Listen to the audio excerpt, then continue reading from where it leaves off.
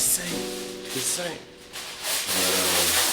What was I gonna say? No, we was really talking about how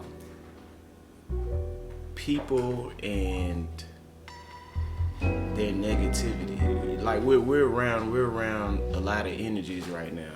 Right. And one of the energies that keeps revealing itself is the negative energy, right? Right. A lot of people are having a lot of negative responses to a lot of normal, natural things. But, like for example, that picture that we was watching. I mean, that picture that we saw with the man hugging his 16-year-old child, right? Mm-hmm. Even though while he was hugging his child, his kid, his son, he was hugging his son. And while he's hugging his son, everyone commented underneath like, this kid's gonna be a girl, a sissy man when he get older, and all that stuff, right? Well, you know, I mean, we didn't went so far based off of normalizing love from man to man. Mm-hmm. You know what I'm saying? So it's like, okay, I understand that men are supposed to have a certain level of compassion, communication, and all that stuff, right? But once you start to go to the love aspect of men, there's not too many men who have men like fathers in their life distributing real love to them, right? Mm-hmm. So everything can be perceived as gay or, you know what I mean? Even with your own son, even with your own son.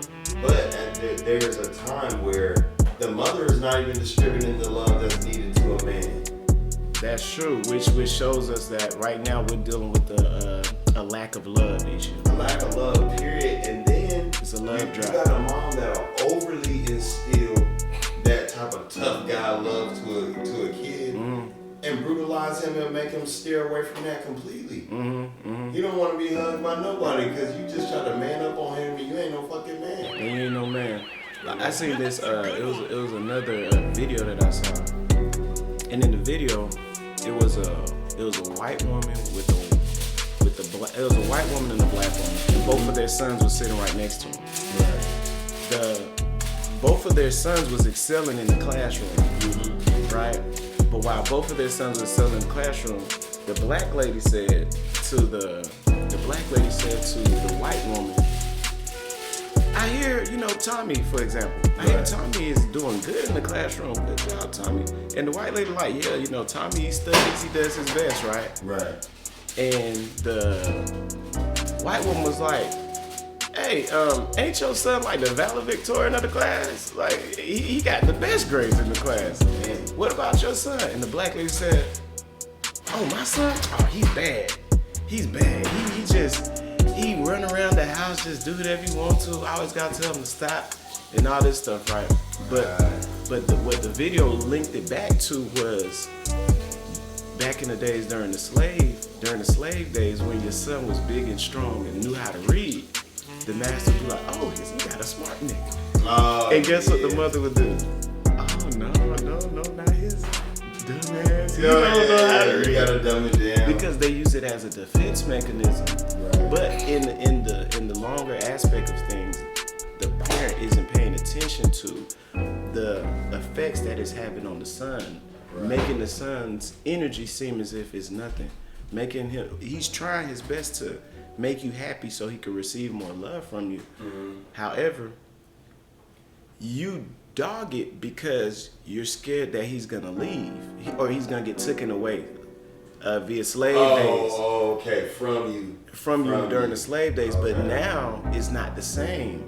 But we still have those same kind of practices somewhat. You know what I mean? Like that overprotectiveness to try to protect him from something that's on the outside that could be looking for him. And let's take it down to relationships too. Think about when you're in a relationship. What do women like to say to you when they say, oh, yeah, you look good, but I don't want to make your head big. Yeah, it's the same energy, like they're trying to impose a lack of love for security. You know what I mean? Instead of actually, look, people overly give love to pets, but want to restrict the love they give to people. You know what I'm saying? So you see a huge increase in that. Yeah, so it's like not only are you not evenly distributing the love that a human should have, you decreasing the love that they're getting, and then giving it to something or somebody else right in front of them. So they be like, man, you treat them plants way better than me.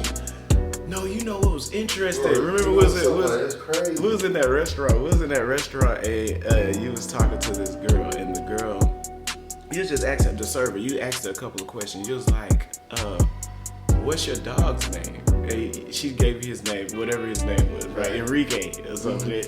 And when she said, "Well, her dog's name," you said, "So when Enrique make you mad, do you change his name to like?" Something else, and she was like, no, his name is Enrique even when he do something bad. And when you said that, the first thing that popped up in my mind was when a human gets mad at another human, how the name changes. Oh man, that's crazy. The name changes. The name changes to something so foul. Something foul. Something so diabolical. Mm-hmm. You destroy the whole person's upbringing, based on a bad mistake. That's a good one. You know what I'm saying? Like, hey, you dog, mother. You know what I mean? There's no reason it should go that far when a dog shit in the middle of the floor. You like, Benjamin. Benjamin. You just give it like a long pause or a long drawn out. But if a human shit in the motherfucking floor, motherfucker, you ain't potty trained. They get on their kids like that. Yeah. And it's like, hey. Get trapped in a certain level of discipline with kids that you watch on television, and it's not real life. It's not real life. It's not real life at all. Mm-hmm. And there's a lot of, there needs to be deconstruction period just on the way we teach our kids, communicate with our kids, communicate with our family. We need to destruct it, and then start to rebuild something that's completely different, that's just and completely real. Yeah, completely real, man. Cause that's TV what we talking about. Yeah, like this is fear what we talking about. Fear, if you have fear and the fear is preventing you from loving someone properly, then you should not even indulge in connecting with them. Because the fear is going to prevent you from actually loving them properly, and then guess what it does? Create trauma. Yeah, because you're about to do something real foul if you're not using the necessary love that's needed. Because there's only a couple ways you can operate in that mind state, is with fear and anger. Yeah. And you're about to do something really destructive that's about to last for their lifetime. Their whole lifetime. They're going to remember that. They're going to remember that. They'll remember, and they remember you did it. You know what I mean? So it's just like, if we don't start rebuilding the way that we are loving on people, we're going to be at a severe loss. And this is where it comes down. This is where it boils. Because at first, like when you look at the comments people say, when they see good things, and you see so much negativity going towards good things, like how the dude that's giving food to the homeless people, he's doing it for attention. But the person who's buying the bottles in the club is the one who you want to admire. Right. Like he's doing such an extreme amount of philanthropy in that club. Or like, you know what I dislike even more now is when somebody throw up 30K, 40K in a strip club. And they celebrate. They get so much admiration. They celebrate that, man. Like he just, like, look at all the mothers he saved. But I mean, from a strip club perspective, you gotta look at so many people get paid off that 30K before the women actually really benefit. Yeah. They gotta tip out the DJ, they gotta tip out this person, tip out that person. The owner gets the money first. And then the owner gets, you know what I'm saying, dollar bill. Yeah, dollar bill. You know what I'm saying? Dollar he gotta bill, get his. Yeah. And then, to where it could be like a $3,000 night. For the woman, it turns into like maybe a $1,200 night. Yeah. They're getting robbed. Yeah, You know what I mean? And they're throwing that money for the love of that woman, for the love of the energy that she's presenting to the room. They love her. That's true. They don't love the men that are taking so much from that woman, bro. It's so unfair. We got the love distribution fucked up. No, the love distribution, it honestly, we wish we could say it's love, but based on the impact of what we see is happening, because we're seeing it in real time happen. We're seeing. We know people who work in these places. We we know people who own these places. Right. So we see it in real time exactly what's going on with that whole with the industry in itself. And we know the turnover rate of connection to connection is super high. Oh yeah, man. Yeah. The trauma within these areas is so high. Well, I mean, it's so high, but it's fast paced. Which makes it scarier because it's happening at a faster rate. It's attacking people just like a disease. Yeah. That's about to kill you. Yeah. It's actually going faster than cancer. It got to be moving faster than cancer because cancer moves from person to person and it's not something you could catch from someone else. But this one is worse because this is from TV screen to phone screen, from phone screen to email to WhatsApp to Twitter. It's like this is a disease you catch through just seeing. You're right, and it's so rapid, and your people are so connected to that. That is true. You gotta realize that you gonna have to accept the disconnection at some point. Mm-hmm. You're gonna have to let go of something. Yeah, and then you gotta find out. And this is the question I'm gonna have for us, right? This question popping in my head. For sure. Cause these things were taught. I remember you were saying, you was like, we looking at the TV and realizing that ain't real, but we're practicing these things that's on TV. For sure. And we're using it in our real everyday life. Yeah. So what practices will people need to have in order to relinquish these energies or these negative ideas that we see a huge increase of? You know what I mean? Like, what practices? Because I know I used to be like, I ain't gonna lie, I ain't gonna act like I used to be super negative. I ain't gonna act like I wasn't a grenade, ticking time by walking around ready to explode on people.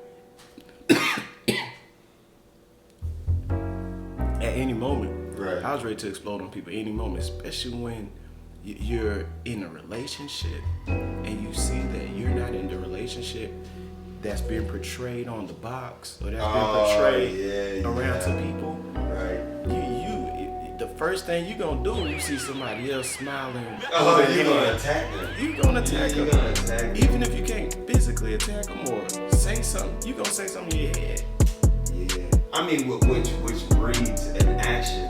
Which breeds, you know what I mean? It brings an action of negativity towards that person because of something that you're lacking of. Yeah. And really, you should just be like, man, how did you get like that? How do I build that? Instead of how do I destroy that? Yeah. And the box will always show you it's destruction. You know what I'm saying? Shoot, all the way from Greek mythology to Troy and Helen. Yeah, you want to take somebody's woman instead of appreciating a relationship and finding another woman to build the same thing with. Yeah, understand cracking the code. Come on now, man. You gotta crack the code. You gotta crack the code of love distribution and how it should be distributed in a healthy manner. Yeah, and it's definitely a journey.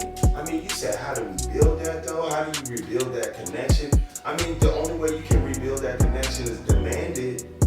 First, you need to demand change within the family structure and the friend structure. You gotta demand change. No, you gotta, especially if it's holding on with this same foundation as everybody else, because it's gonna lead towards the same path. Friends, not being friends later on in the future, finding new friends. Right. Lovers, finding new lovers in the future because it's on to the next one. You know what I mean? Like, right. Well, it's next man up. Yes, next man up. Really, because we're a culture that desires the benefits direct package. Yeah. You know what I mean? So once you're lacking the benefit in your daily life, that's a good one. You have to understand that you gonna go for what you need.